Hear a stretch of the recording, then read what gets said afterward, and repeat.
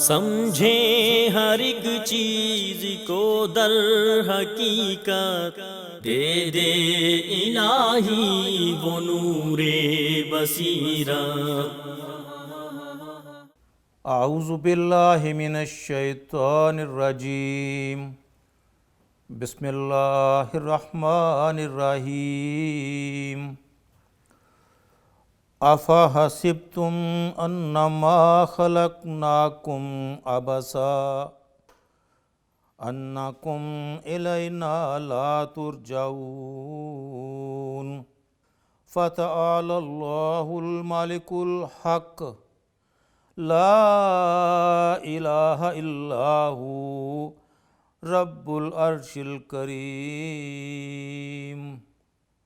وَمَن يَدْعُ مَعَ اللَّهِ إِلَٰهًا آخَرَ لَا بُرْهَانَ لَهُ بِهِ فَإِنَّمَا حِسَابُهُ عِندَ رَبِّهِ إِنَّهُ لَا يُفْلِحُ الْكَافِرُونَ۔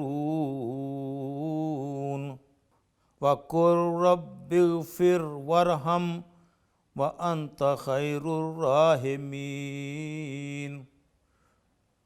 صدق اللہ العظیم۔ محترم سامعین و ناظرین، اللہ رب العزت کی توفیق سے آج کا ہمارا درس قرآن سورہ المومنون کی آخری آیات 115، 116، 117 اور 118 سے ہے۔ ان چاروں آیات کی تلاوت کا شرف حاصل ہوا۔ ان آیات کا ترجمہ اس طرح سے ہے: بھلا کیا تم یہ سمجھے بیٹھے تھے کہ ہم نے تمہیں یوں ہی بے مقصد پیدا کر دیا اور تمہیں واپس ہمارے پاس نہیں لایا جائے گا؟ غرض بہت اونچی شان ہے اللہ رب العزت کی، جو صحیح معنوں میں بادشاہ ہے، اس کے سوا کوئی معبود نہیں، وہ عزت والے عرش کا مالک ہے۔ اور جو شخص اللہ کے ساتھ کسی اور الہ کو پکارے، جو کہ الہ کا لفظ معبود کا لفظ ہے، جس پر اس کے پاس کسی قسم کی کوئی دلیل نہیں ہے، تو اس کا حساب اس پروردگار کے پاس ہے۔ یقین جانو کہ کافر لوگ فلاح نہیں پا سکتے، اور آپ اے نبی صلی اللہ علیہ وآلہ وسلم یہ کہیے کہ میرے پروردگار ہماری خطائیں بخش دے اور رحم فرما، تو سارے رحم کرنے والوں سے بڑھ کر رحم فرمانے والا ہے۔ محترم سامعین و ناظرین، ان آیات میں اللہ رب العزت نے باور فرما دیا ہے کہ انسان بنی نوع آدم جو اس دنیا میں ایک وقت مقررہ تک اپنی دنیاوی زندگی بسر کرتے ہیں، اور جن کا ایمان عقیدہ پختہ نہیں ہے،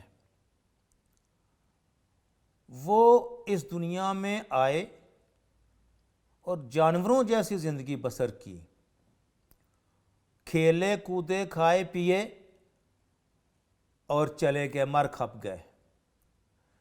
انہوں نے یوں ہی سمجھا تھا کہ جس طرح کسی جنگل میں جانور پیدا ہوتے ہیں، پلتے ہیں، بڑھتے ہیں، کھاتے ہیں، پیتے ہیں اور پھر اپنی عمر گزار کر مر جاتے ہیں، اسی طرح انسان بھی ایک جانور ہے لیکن حیوان ناطق ہے، بولنے والا جانور ہے، اور وہ دنیا میں آیا ہے تو دنیاوی زندگی ہے بس اس کے پاس، لہٰذا یہ جتنے سال بھی اس کو ملے ہیں یہ وہ ان سے بھرپور انجوائمنٹ حاصل کرے، ان سے لطف حاصل کرے اور اپنی زندگی کو موج مستی میں گزار کر جائے، کیونکہ اس کے نزدیک یہ ہے کہ یہ زندگی دوبارہ نہیں ملنی اور اس زندگی کے بعد اگلی کوئی زندگی نہیں ہے۔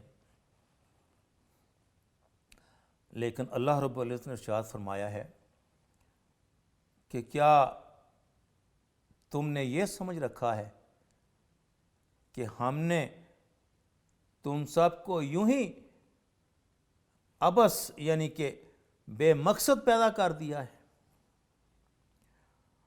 اور یہ کہ جو کچھ تم کرو گے دنیاوی زندگی میں اس کا حساب نہیں لیا جائے گا؟ ضرور لیا جائے گا، اور اس دنیاوی زندگی کے بعد ایک اخروی زندگی بھی موجود ہے جو مرنے کے بعد دوبارہ شروع ہوگی جی اٹھنے پر۔ کس دن؟ اس دن جو کہ بہت بڑا دن ہے، جو یوم الدین ہے، جو یوم جزا ہے، جو قیامت کا دن ہے۔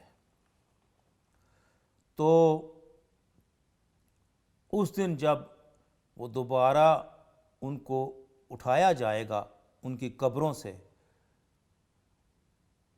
ایک بات سمجھ لیجئے کہ ضروری نہیں ہے کہ سارے انسان قبروں سے ہی اٹھیں۔ کچھ لوگ سمندر میں غرق ہو گئے، ان کو مچھلیوں نے کھا لیا، کچھ انسانوں کو شیروں نے چیر پھاڑ کر دیا، کھا لیا، کچھ انسان آگ میں جل کر بالکل ختم ہو گئے، بھسم ہو گئے، اور اسی طرح ہی کچھ لوگ ایسے ہوئے کہ ان کی قبر نہ بن سکی۔ لیکن اللہ رب العزت کا ارشاد ہے کہ اللہ تعالیٰ ان سب انسانوں کو حضرت آدم علیہ السلام سے لے کر قیامت والے دن سے پہلے آخری انسان تک جو اس دنیا میں رہا، ان سب انسانوں کو اس طرح زندہ کر کے لا کھڑا کرے گا اپنے سامنے کہ ان کی پور پور بھی بالکل درست ہوگی۔ یہ پور پور جو ہیں فنگر پرنٹس، اور کتنی لطیف بات ہے، کتنی باریک بات ہے۔ سائنس تو آج یہ دریافت کر رہی ہے، سائنس کی دریافت آج ہے، لیکن اللہ رب العزت نے آج سے 1400 سال پہلے یا 1450 سال پہلے یہ ارشاد فرما دیا کہ انسان کی پور پور تک درست کر کے اللہ تعالیٰ قیامت والے دن تمام انسانوں کو سامنے لا کھڑا کرے گا۔ اب یہ پور پور سے کیا مراد ہے؟ آج ہم اپنی زبان میں ان کو کہتے ہیں فنگر پرنٹس، اور یہی فنگر پرنٹس جو انگوٹھا، جو تھم امپریشن ہر جگہ پہ لگایا جاتا ہے، آج بھی اگر ہم اپنے اکاؤنٹس کو رینیو کریں، اسٹیبلش کریں، تو دوبارہ ہم انگوٹھے کا نشان لگاتے ہیں۔ یہ انگوٹھے کا نشان یا فنگر پرنٹس کسی بھی فنگر کے، یہ 10 کے 10 فنگرز ان کے جو فنگر پرنٹس ہیں، نشان ہیں، جو نشان انگوٹھا، وہ دنیا میں بسنے والے تقریباً 7.5 ارب لوگوں میں کوئی بھی 2 انسان ایسے نہیں ہیں، 7.5 ارب لوگوں میں سے کوئی بھی 2 انسان ایسے نہیں ہیں جن کے فنگر پرنٹس بالکل ایک طرح میچ کر جائیں، ایک جیسے ہوں۔ کتنی باریک بینی ہے اللہ رب العزت کی شان۔ اللہ کی شان بلند ہے، وہ بلند شان والا ہے، وہ بہترین خالق ہے کہ وہ یکتا ہے، وہ احد ہے، وہ صمد ہے، کہ اس نے جو تخلیق کی ہے اس تخلیق کو کوئی دوسرا سمجھنے سے قاصر ہے۔ آج لوگ مشینیں بنا کر تو وہ کہہ رہے ہیں جی ہاں جی، یہ جب تخلیق ہوتی ہے انسان کی بچے کی صورت میں تو رحم مادر میں جو اس کے مدارج ہیں بچے کے، وہ اس طرح آگے آگے بڑھتے ہیں، وہ الٹرا ساؤنڈ سسٹم سے وہ دیکھتے ہیں۔ یہی مدارج جو ہیں وہ اللہ رب العزت نے آج سے وہی 1450 سال پہلے قرآن کریم میں ارشاد فرما دیے۔ نطفہ، مضغہ، لحمہ، عظامہ، یہ سارے الفاظ بڑھتے چلے جاتے ہیں۔ اور ایک انگلش پروفیسر، یورپین پروفیسر مور، اس نے جب یہ سنا کہ یہ اس طرح کے الفاظ ہیں قرآن کریم میں آئے ہیں، اس نے پڑھے عربی میں، پھر ان کا ترجمہ پڑھا انگلش میں، تو اس نے کہا کہ میں خود الٹرا ساؤنڈ کا ماہر ہوں، میں ڈاکٹر ہوں۔ تو بائنے ہی بالکل وہی مدارج جو ہیں، وہی سٹیجز جو ہیں، وہ جو قرآن میں آئی ہیں یکے بعد دیگرے، وہی سٹیجز الٹرا ساؤنڈ ہمیں بتاتی ہے آج کی سائنس۔ تو پھر اس کے شاگردوں نے یا اس کے دوستوں نے اس سے کہا کہ کیا پھر آپ مانتے ہیں، سمجھتے ہیں کہ قرآن کریم اللہ کی طرف سے الہامی کتاب ہے؟ تو اس نے، پروفیسر مور نے کہا کہ مجھے یہ کہنے میں کوئی حرج محسوس نہیں ہو رہا اور کوئی جھجک محسوس نہیں ہو رہی مجھے کہ میں یہ کہوں، اور میں کہتا ہوں کہ یہ قرآن کریم الہامی کتاب ہے۔ تو میں یہ عرض کر رہا تھا کہ یہ فنگر پرنٹس کسی بھی 2 انسان کے ایک جیسے نہیں ملتے، اربوں انسانوں میں سے، اور یہ پور پور تک اللہ رب العزت قیامت والے دن ٹھیک کر کے، درست کر کے، یعنی کہ انسان کے سارے اعضاء ٹھیک کر کے، اس کے چہرے کے اعضاء ٹھیک کر کے، اس کی آنکھیں، کان، ناک، منہ، زبان، دانت، بال، اس کا سارا جسم بالکل اسی طرح ٹھیک کر کے جس طرح وہ دنیا میں تھا، اللہ تعالیٰ قیامت والے دن اپنے سامنے لا کھڑا کریں گے۔ پھر اس سے پوچھیں گے کہ بتاؤ، میں نے تمہیں ایک زندگی دی تھی دنیا میں، اور میں نے یہ کہا تھا کہ میں اس زندگی کا حساب لوں گا، آج کے دن بتاؤ تم کیا کر کے آئے ہو، اس زندگی کا حساب دو۔ تو یہ بات اللہ رب العزت نے ارشاد فرمائی ہے کہ بھلا کیا تم یہ سمجھے بیٹھے تھے کہ ہم نے تمہیں یوں ہی بے مقصد پیدا کر دیا اور تمہیں واپس ہمارے پاس نہیں لایا جائے گا؟ تو اللہ رب العزت نے ارشاد فرمایا کہ اللہ کے سوا کوئی معبود نہیں ہے، اللہ کے سوا کسی اور کی عبادت نہیں ہو سکتی، ذرہ برابر بھی نہیں ہو سکتی۔ عبادت کا مطلب ہے بندگی۔ بندگی یہ ہے غلامی، کہ جس طرح مالک کہے غلام ایک لمحے کی بھی تاخیر نہ کرے اور اس حکم کو بجا لائے جو مالک نے ارشاد فرمایا ہے۔ اس کا مطلب ہے بندگی، عبادت۔ ہم جو اللہ رب العزت کی بارگاہ میں رکوع و سجود کرتے ہیں، نماز میں کھڑے ہوتے ہیں، اللہ کی مساجد میں جا کر پاک صاف ہو کر ہم اللہ تعالیٰ کے حضور کھڑے ہوتے ہیں، قیام کرتے ہیں، رکوع کرتے ہیں، سجدہ کرتے ہیں، تو ہم اللہ تعالیٰ کے بڑے قریب ہوتے ہیں اس وقت۔ اگر ہماری نماز خشوع و خضوع کے ساتھ ہے اور درجہ احسان کے ساتھ اگر ہو تو کیا بات ہے، سبحان اللہ۔ درجہ احسان یہ ہے کہ ہم اللہ تعالیٰ کے حضور عبادت اس طرح کریں، اللہ تعالیٰ کے حضور اس طرح کھڑے ہوں، اللہ تعالیٰ کے حضور اس طرح نماز ادا کریں جیسے ہم اپنے رب کو اپنی آنکھوں سے دیکھ رہے ہیں، جیسے ہم اپنے رب تعالیٰ کو دیکھ رہے ہیں، اس طرح ہم عبادت کریں۔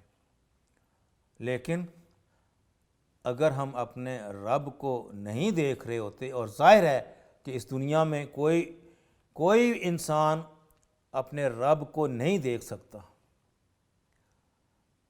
تو اگر ہم اپنے رب کو نہیں دیکھ رہے ہوتے تو کم از کم اپنے دل میں یہ یقین کے ساتھ کھڑے ہوں کہ رب تعالیٰ، اللہ تعالیٰ ہمیں دیکھ رہا ہے۔ اور جب ہمارے دل میں یہی احساس پیدا ہو جائے گا کہ اللہ تعالیٰ ہمیں دیکھ رہا ہے، تو پھر ہمارے اندر کچھ نہ کچھ درجہ احسان آ جائے گا۔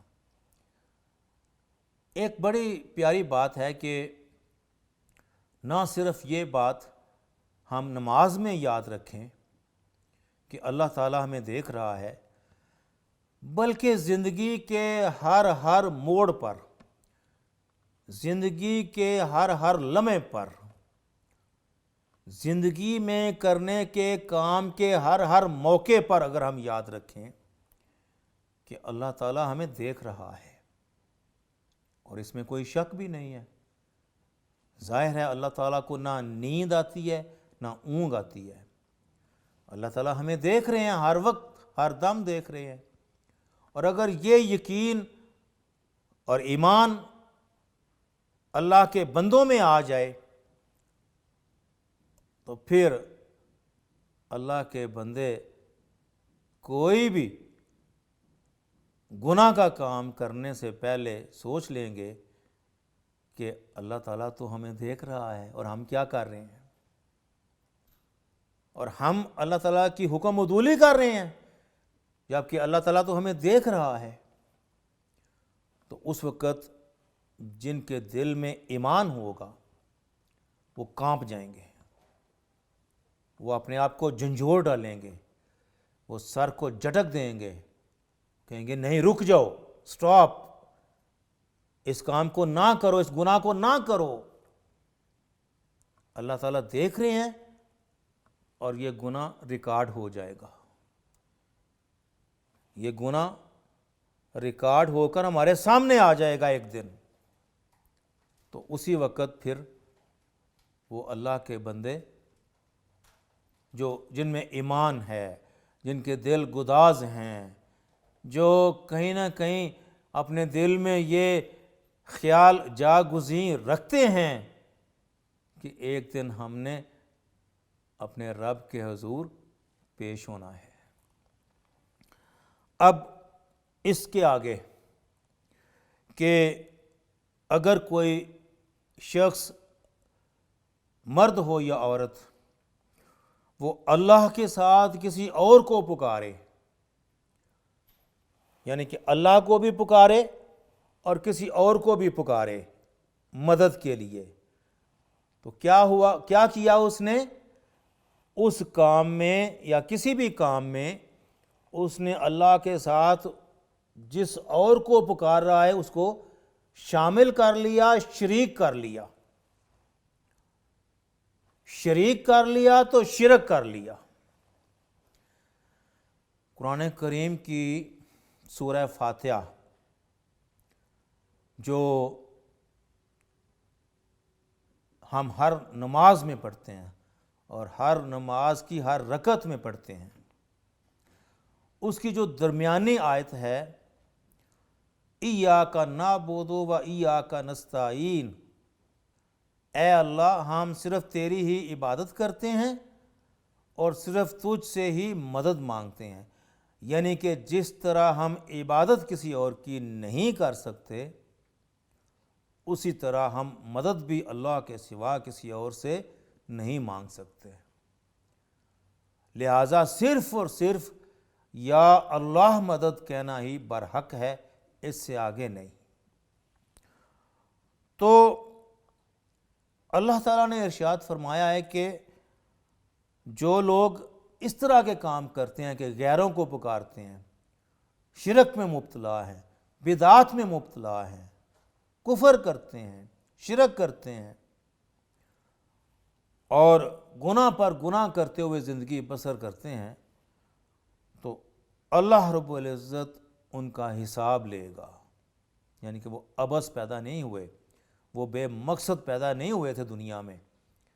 اللہ تعالیٰ ان کا حساب لے گا. یوم الدین، بدلے کا دن. کس دن؟ یوم الدین، بدلے کے دن.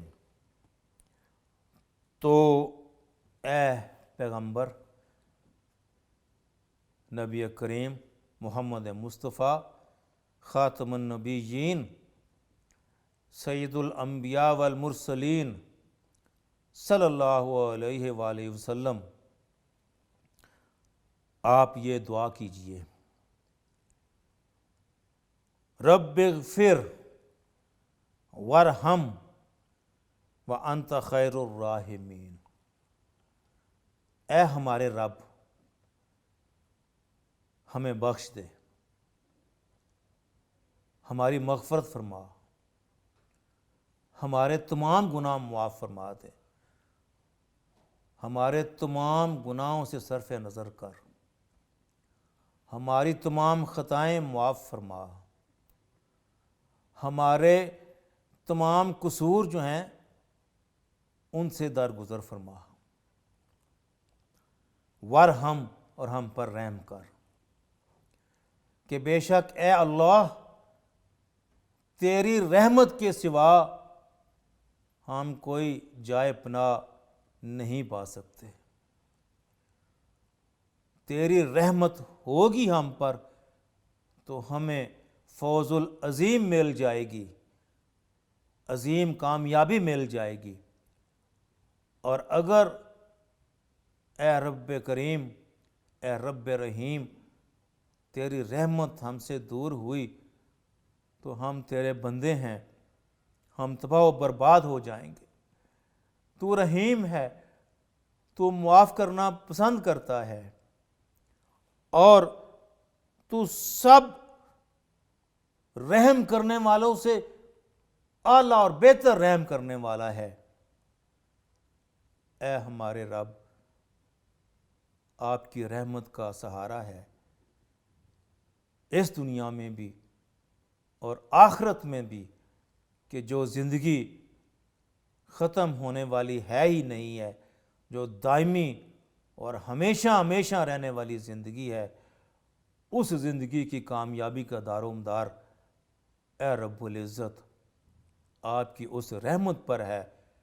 آپ نے لکھا ہوا ہے اپنے عرش پر کہ اللہ کی رحمت جو ہے وہ اللہ کے غضب سے آگے ہے، سبقت لے گئی ہے. وآخر دعوانا ان الحمد للہ رب العالمین.